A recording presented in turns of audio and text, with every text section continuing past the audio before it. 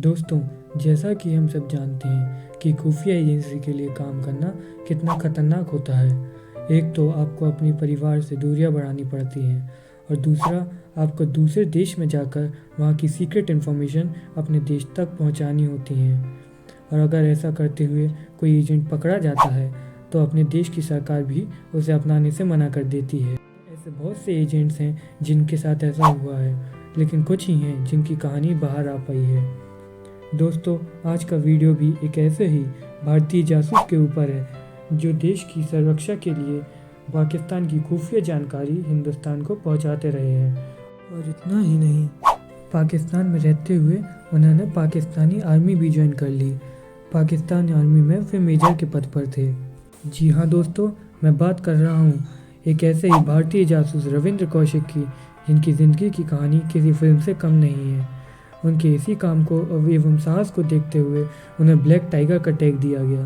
तो चलिए दोस्तों, शुरू करते हैं इस देश के लिए जान देने वाले वीर रविंद्र कौशिक की कहानी के साथ। दोस्तों, इनकी शुरुआत हुई भारत के श्री गंगानगर राजस्थान से।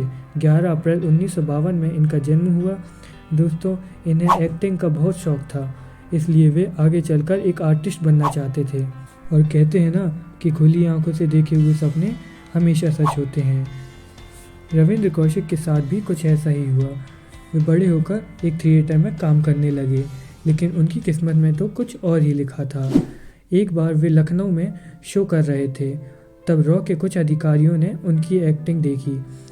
वे उनकी एक्टिंग से काफ़ी प्रभावित हुए। उस समय रविंद्र कौशिक के अंदर जासूस बनने के भी सारे गुण दिखाई दे रहे थे।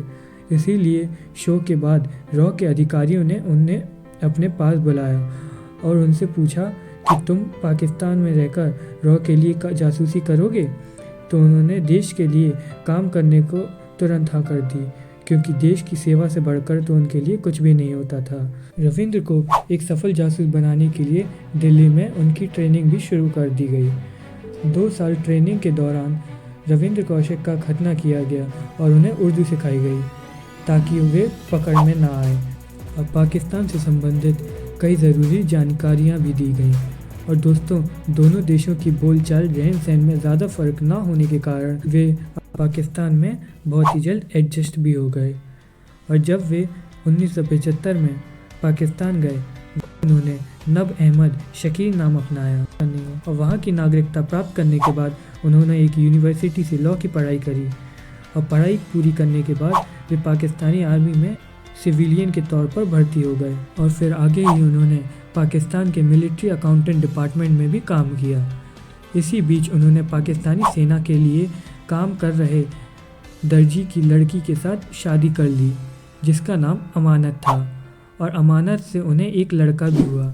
दोस्तों, ये वही ऊपरी बातें जो हम सभी जानते थे, लेकिन अपने देश के लिए रविंद्र कौशिक शानदार काम किए जा रहे थे और पाकिस्तान की खुफिया जानकारी भारत को मुहैया कराते रहे। उनके शानदार काम को देखते हुए रॉ के लोगों ने उन्हें ब्लैक टाइगर बुलाया शुरू कर दिया। 1980 में रविंद्र के भाई की शादी पड़ी, जिससे वे बहुत प्यार करते थे।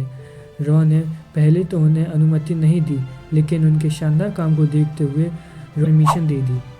वे दुबई होते हुए भारत आए, क्योंकि रॉ एजेंट्स को हर कदम फूंक कर रखना पड़ता है।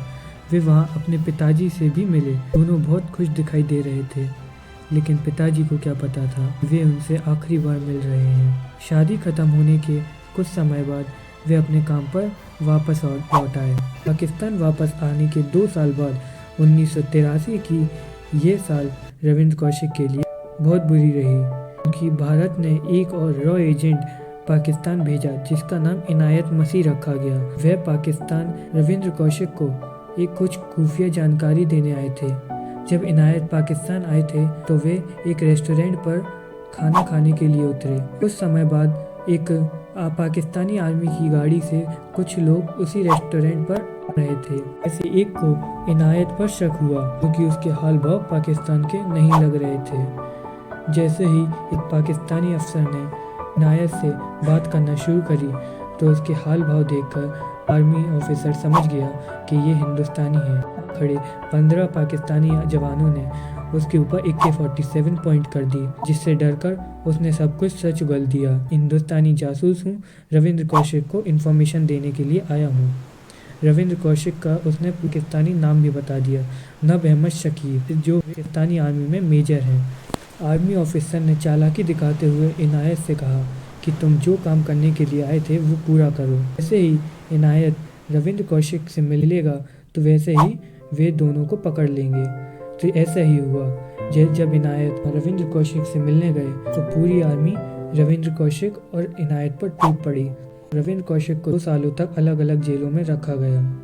फिर 1985 में हमारे ब्लैक टाइगर को फांसी की सज़ा सुनाई गई, लेकिन सुप्रीम कोर्ट की दखल के बाद उनकी मौत की सज़ा को उम्र कैद कर दिया गया और इसी तरह वे अगले कई सालों तक पाकिस्तान जेल में सड़ते रहे।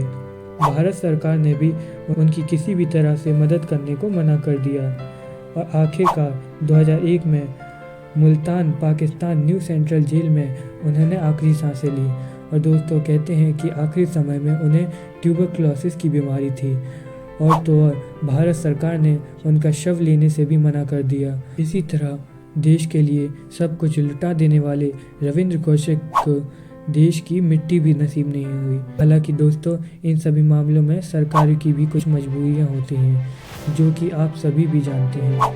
लेकिन दोस्तों देश की भक्ति भावना से रविंद्र कौशिक की यह कहानी किसी के लिए भी प्रेरणा से कम नहीं होगी।